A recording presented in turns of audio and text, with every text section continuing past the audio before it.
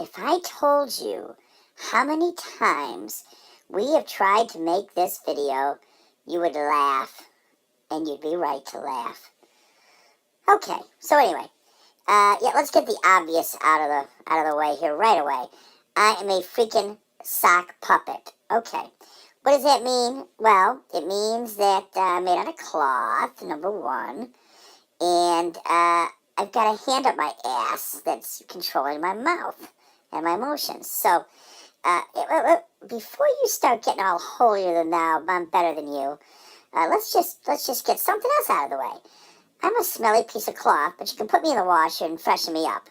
You are a smelly bag of water, and you're pretty much what you are until you die. So, anyway, now that I've cheered you up, let's talk about board games. Look at all these freaking board games. Holy shit. There's more board games here than anybody should own.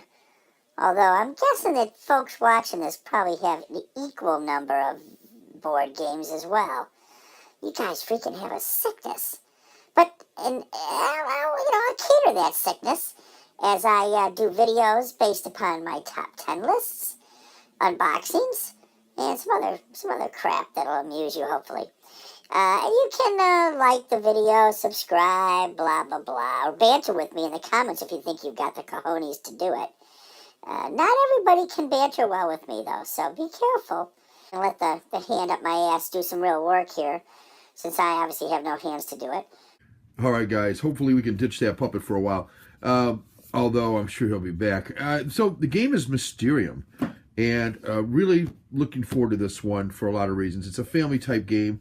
It plays 2 to 7, ages 10 and up, and it takes about 42 minutes, it says. I think that's about right. You get a timer and about 7 or 8 rounds, so I think that holds true. Beautiful cover art on this game, put out by Labelud. I guess it's as good as mine on that one. But look at that. That's beautiful artwork there. The house approaching the old style car approaching the house on the hill. Looks like perhaps a haunted mansion. You've got fog moving in, or some ground fog anyway, it looks like. Looks like a storm perhaps in the background. These old style lamps are really cool looking. So let's flip this thing over, and hopefully I'm not going to have a million pieces come around. We'll look at the inside in a moment, but you've got a ghost who has a kind of a backdrop or a front drop. He hides behind this screen, basically. And the ghost has 84 cards to use to get clues across to the psychics that are in this game. And the psychics are trying to figure out what about this really abstract, maybe even obtuse card has something to do with one of the choices they have for who killed the ghost, where did they kill the ghost, and how did they kill the ghost. So this may sound like Clue. It's a little bit like Clue, but there's a twist to it. The big twist is in trying to decipher these 84 cards. The ghost gets a hand of 7, and from that hand of 7 can then choose one or more of those cards to give to each of the psychics per round, and there's 8 rounds, at which time, if they haven't figured out who the ghost's killer is, where the ghost's killer killed the ghost, and what weapon was used to kill the ghost, then the game ends.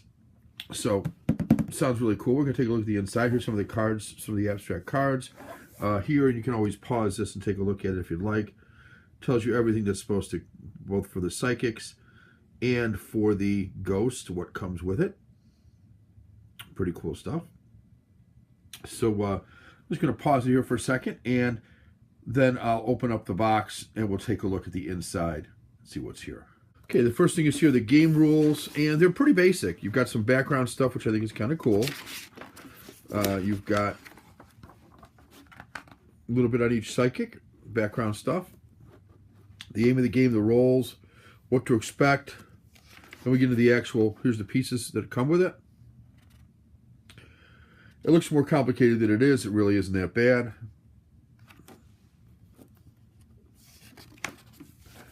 And then once you start playing, it tells you the actual gameplay. There's only a couple pages on that. You can set the difficulty levels. I recommend easy. Yeah. And once all three or however many players have gotten there, figured out who for them is the killer, place, and weapon, then there's one last round where they have to guess which of the culprits that each one has identified was the one that really killed the ghost. The ghost is apparently either cannot communicate. Well, part of it is the ghost has amnesia, it says. So here's what the ghost slides cards in here for each one of the, for instance, for the purple person, they would put a person, place, and a thing in each one of these. And as they get it, they'll move them forward on the track. But each one has it. So this helps the ghost to keep track whose is whose. A lot of the cards are here. The ghost gets these. These are the cards that the ghost slips in to the various things for each person. Here's the psychics. Here's the clock that counts down to 8. And once it hits 8, that's it. That's all you get. These beautiful cards here gives you an idea of, what could that mean? You have to figure that one out. You may not get that. You may not get that card. You may get this card. What does that mean? Something about floating. Something about a bicycle. Something about the things he's carrying. Something about the color red that seems to be predominant. It's up to the ghost to try to pick out something that he or she thinks might arouse in that person the idea of which one of the people that the ghost wants to point to. So you can see this is pretty cool. The pieces are really nice in this. I like the way this puts away here. We want to put it away. And these are the different rooms. So this would come out. This might be a choice for somebody.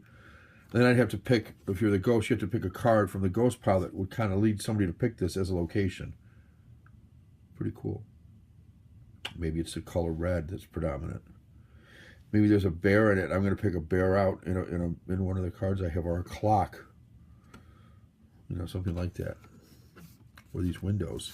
So there's a variety of things that you can point to that help you to sort of line up what's what.